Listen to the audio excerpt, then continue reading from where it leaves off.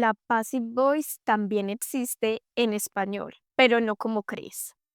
Hola a todos, ¿cómo están el día de hoy? Yo estoy muy bien, muy contenta de estar aquí con ustedes.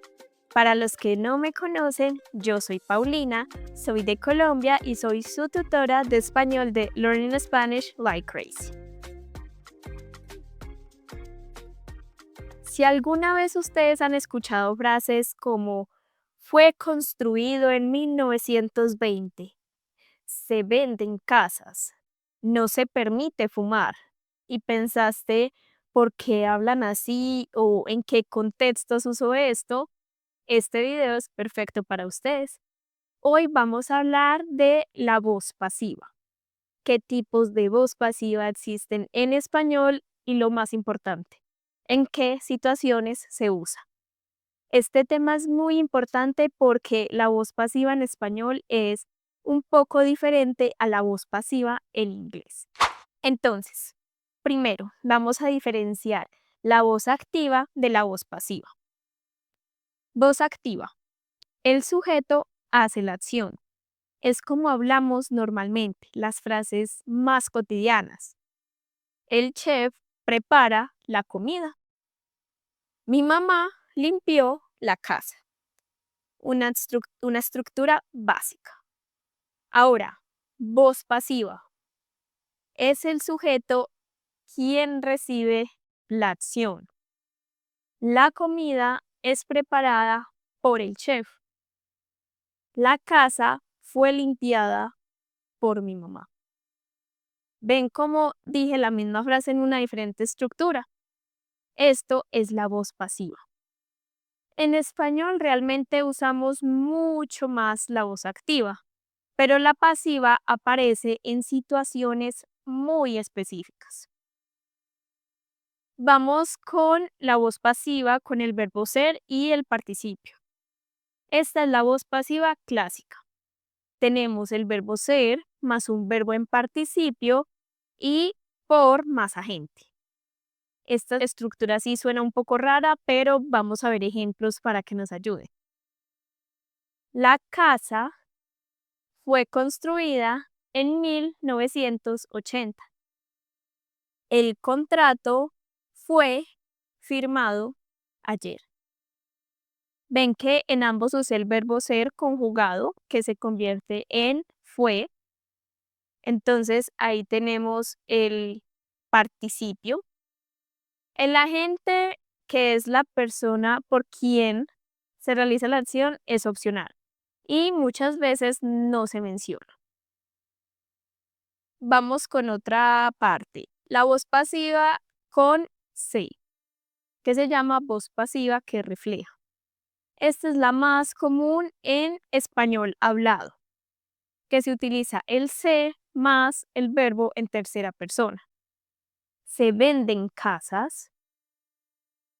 Se cancelaron las clases. Se habla español. Como pueden notar, aquí no decimos quién hace la acción. La frase suena natural, suena cotidiana y el verbo concuerda con el objeto. Se vende casa. Se venden casas. Ahora, aquí lo importante. ¿En qué situaciones usamos la voz pasiva? Esta es la parte muy más importante porque no quiero que usen la voz pasiva como en una conversación cotidiana, en un contexto que realmente no es el correcto, porque como les digo, no es la forma natural de hablar en español. Usamos la voz pasiva cuando el agente no es importante o no se conoce. El edificio fue construido en 1950. No importa quién hizo el edificio. Se cancelaron las clases. Aquí importa el hecho, no importa quién realiza la acción. Entonces es muy común este tipo de voz pasiva en noticias, anuncios e información a la ciudadanía en general. Ahora, también la podemos usar cuando queremos destacar el resultado más no la acción. Ejemplos, el contrato fue firmado. La puerta fue cerrada. El foco está en el contrato y en la puerta, no en la persona.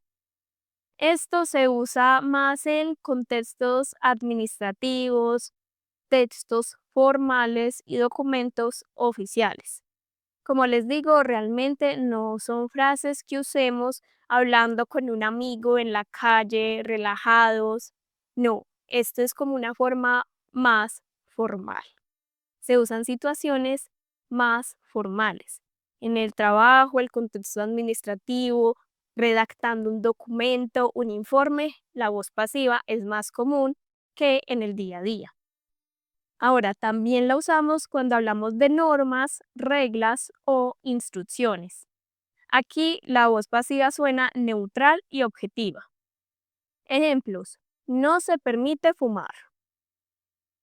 Se paga en efectivo. Se trabaja los domingos. Estas frases aparecen en carteles, en avisos, en reglamentos de trabajo, de escuelas. No hablamos de una persona, hablamos de una norma. Ahora, si queremos sonar más educados o impersonales, la pasiva evita señalar a alguien directamente. En lugar de decir, usted no puede fumar, decimos, no se permite fumar. En lugar de cerramos la puerta fue cerrada. Esto se usa para evitar confrontaciones, sonar formal, suavizar tal vez un poco el mensaje. Insisto, no se usan contextos relajados, se usan contextos formales. Ahora, en noticias, en historia, en este estilo informativo, también se usa. Por ejemplo, en los noticieros es muy común escuchar frases como la ley fue aprobada ayer. O en un documental, el museo fue inaugurado en 1998. También cuando está en un periódico o algún locutor en radio, el sospechoso fue detenido la semana pasada. El foco está en el hecho, no en quien lo hizo. También para situaciones generales, especialmente con el se. Se habla español en muchos países. Aquí en Colombia se come muy bien. Se vive tranquilo en este barrio.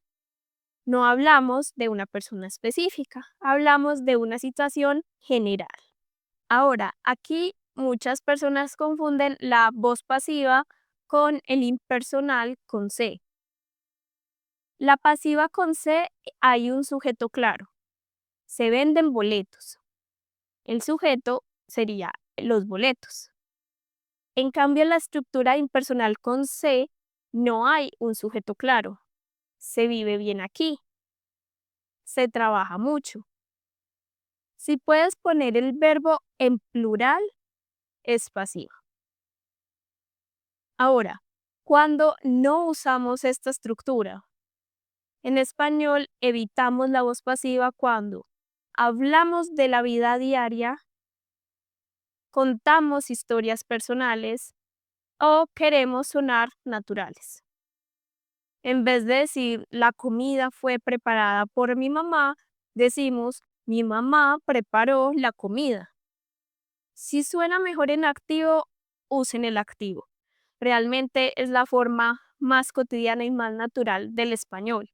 Si tratan de usar mucho la voz pasiva en una situación que no lo requiere o que es relajada, su español, en vez de sonar más fluido y de aparentar un nivel más avanzado, lo que va a hacer es restarles el nivel porque no suena natural.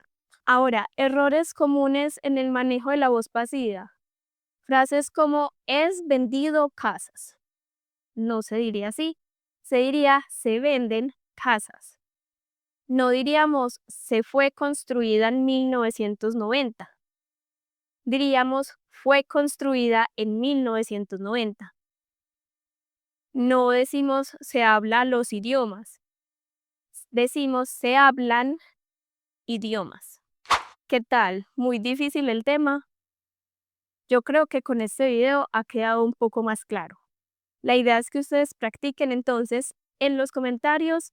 Quiero que me dejen una frase usando voz pasiva y una frase usando voz activa para que puedan comparar ambas estructuras. Estaremos leyendo los comentarios y si tal vez hay algo que corregir, lo haremos para que ustedes puedan tener un mayor avance en su español y suenen como todos unos nativos.